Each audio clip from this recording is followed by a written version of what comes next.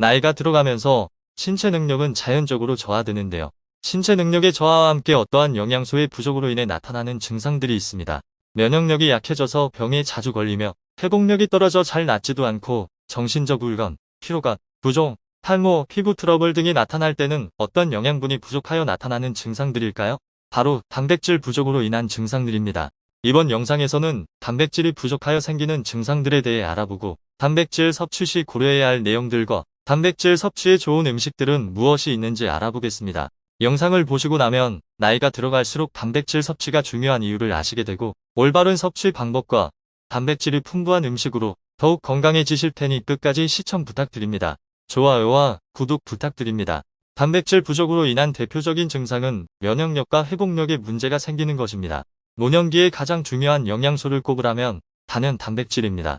단백질은 몸 안에서 면역 세포와 항체를 구성하며 수분과 수소이온 농도의 평형을 유지하는 역할을 합니다. 단백질이 부족하면 면역력이 떨어지게 되고 다른 사람보다 감염에 취약해지기 때문에 몸에 탈이 나기 쉽습니다. 지방, 탄수화물과 함께 3대 필수 영양소인 단백질은 근육과 밀접한 관계가 있습니다. 근육의 핵심 성분이 단백질이기 때문입니다. 특히 중년 이상의 경우에 단백질 관리에 더욱 신경을 써야 하는데요. 40세가 넘으면 근육이 자연적으로 줄어들게 되고 음식이나 운동에 신경을 쓰지 않으면 근육 감소 속도가 빨라지기 때문입니다. 근육의 감소가 오게 되면 전반적인 신체 기능이 떨어지게 되고 사소한 낙상 사고에도 뼈가 부러질 수 있습니다. 이는 신체 회복력과도 관계가 있습니다.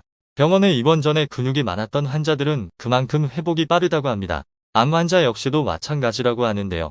암세포는 정상세포에게 돌아가야 할 몸속 단백질을 갉아먹어 환자를 더욱 쇠약하게 만들기 때문입니다. 근육이 급속도로 줄어든 근감소증까지 진행되면 생명까지 위험할 수 있으며 실제로 암 자체보다 근감소증으로 사망하는 암 환자들도 있다고 합니다. 전문가들은 가장 큰 원인이 단백질 섭취 저하와 운동량 부족 등이라고 합니다. 따라서 평소에 꾸준한 단백질 섭취는 병의 회복을 위해 반드시 필요합니다. 다음으로 단백질이 부족하여 나타나는 증상은 잦은 피로감과 우울감입니다.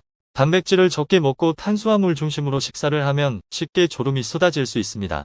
머릿속이 안개가 낀 것처럼 흐릿해지는 브레인 포그에 이르게 되고 피곤해지며 집중력이 떨어지게 됩니다.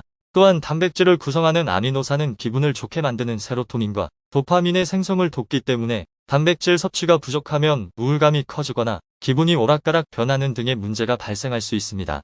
이런 상황이 지속되면 단백질 음식을 충분히 섭취해주는 것이 좋습니다. 전문가들은 적당한 단백질 섭취는 몸뿐만 아니라 정신 건강을 함께 개선하기 때문에 영양 성분을 고려한 식단으로 식사하기를 권하고 있습니다. 다음으로 단백질이 부족하여 나타나는 증상은 식사를 해도 빠르게 찾아오는 공복감입니다. 단백질은 식욕을 조절하고 더 오랫동안 포만감을 유지하도록 해줍니다. 단백질과 지방은 탄수화물보다 더 천천히 소화가 되기 때문입니다. 돈 잭슨 블래트너 박사는 단백질이 부족한 식사는 충분한 만족감을 주지 못하며 단 것이 먹고 싶어지고 좀처럼 포만감을 느끼지 못한다고 합니다. 예를 들어 아침에 곡물로 만든 시리얼을 먹었다가 단 것을 찾게 되는 경우가 있는데요. 단백질이 혈당을 안정적으로 유지하는 중요한 기능을 하는데 탄수화물 음식 위주로 섭취하면 음식이 체내에서 빠르게 소화돼 혈당을 상승시킵니다. 그리고 혈당이 빠르게 올랐다가 떨어지면 우리 몸은 설탕과 같은 단 음식을 더욱 갈망하게 됩니다. 이는 식사에서 단백질 비율이 낮다는 것을 의미하기 때문에 탄수화물과 단백질을 함께 섭취하면 음식이 더 천천히 소화돼 혈당 변화가 서서히 일어나게 됩니다. 단백질 40%, 지방 30%, 탄수화물 30% 정도의 비율로 식단을 구성하면 포만감을 유지하는 데 도움이 된다고 합니다. 다음으로 단백질이 부족하여 나타나는 증상은 머리카락이 가늘어지며 탈모가 진행되기도 합니다. 모발은 대부분 단백질로 구성되어 있으며 특히 케라틴으로 이루어져 있는데요. 몸 안에 단백질이 부족하다는 신호가 오면 세포에 집중하고 상대적으로 중요도가 떨어지는 모발 등에는 충분한 단백질 공급이 되지 않기 때문입니다. 따라서 예전과는 달리 자주 몸이 아프다고 느껴지고 회복도 더디고 피로감과 우울감, 그리고 식사를 해도 금방 공복감이 느껴지고 탈모 증상이 동반된다면 단백질 부족을 의심해보는 것이 좋습니다. 단백질 부족 증상들이라고 느껴지면 음식물 섭취를 해서 단백질을 보충해줘야 하는데요. 단백질 식품을 알아보기에 앞서 단백질 섭취는 어떻게 해야 할까요? 일본 건강장수의료센터 연구팀이 100세 이상 일본 노인 442명을 조사한 결과 남성은 100%, 여성은 80%가 매일 고기 등 동물성 식품을 먹는 것으로 나타났습니다. 하지만 국내 노년층은 한국의 식생활 특징으로 인해 대부분 탄수화물 중심의 식사를 한다고 합니다. 또한 치아 상태와 콜레스테롤 증가 등의 이유나 고기류는 자주 먹기 부담스럽기도 하기 때문에 부드럽고 먹기 편한 쌀, 밥 위주의 탄수화물 식사를 하게 된다고 합니다. 하지만 중장년층은 몸과 마음의 건강을 위해 단백질을 매일매일 섭취해야 합니다. 우리 몸은 한 번에 20에서 30g의 단백질만 흡수할 수 있기 때문에 한 끼에 몰아서 먹는 것보다는 아침, 점심, 저녁으로 몇 끼니 분배해 먹는 편이 영양 성분을 흡수하는 데 보다 유리합니다. 단백질 1일 섭취 권장량은 체중 1kg당 0.8g에서 1g으로 자신의 체중이 60kg이라면 48g에서 60g 정도의 단백질 섭취가 필요합니다. 개인마다 인체 사이즈와 신체 활동 강도에도 차이가 있으나 끼니마다 20에서 30g 정도가 적당하다고 합니다. 그렇다면 우리 몸에 훌륭한 단백질 공급원은 무엇이 있을까요? 단백질 함량은 물론 전체 단백질 중 필수 아미노산 함량이 얼마나 높은지가 단백질의 질을 좌우하게 됩니다. 필수 아미노산이 풍부한 동물성 단백질과 그리고 동물성 단백질보다 필수 아미노산 몇 종류를 덜 지닌 식물성 단백질로 구분되어집니다. 특히 근육 생성에는 동물성 단백질 섭취가 필수입니다.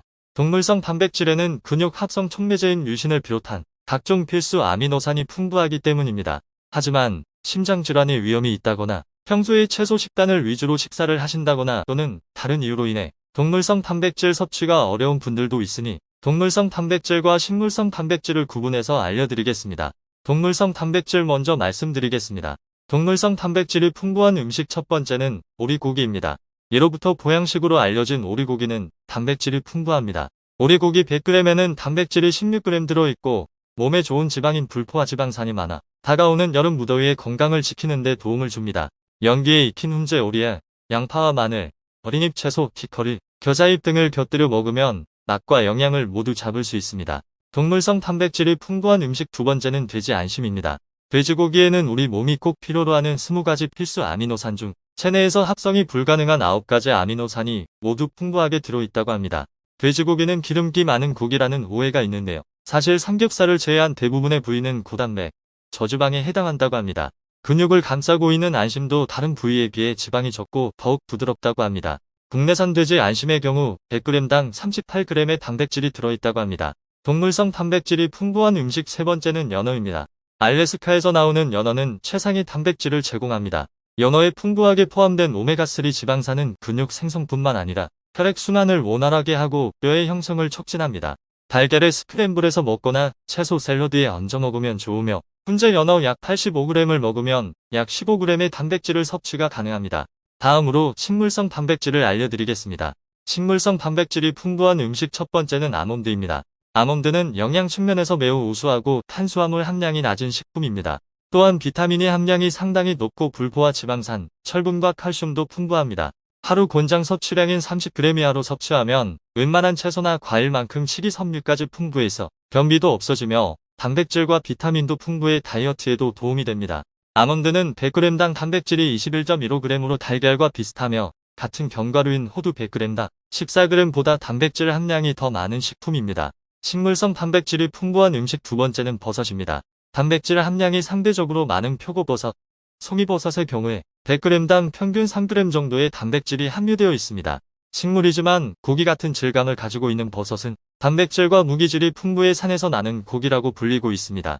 이외에도 버섯에는 면역력을 강화하고 암세포 성장을 억제하는 베타글루칸과 항산화제 셀레늄도 들어있습니다.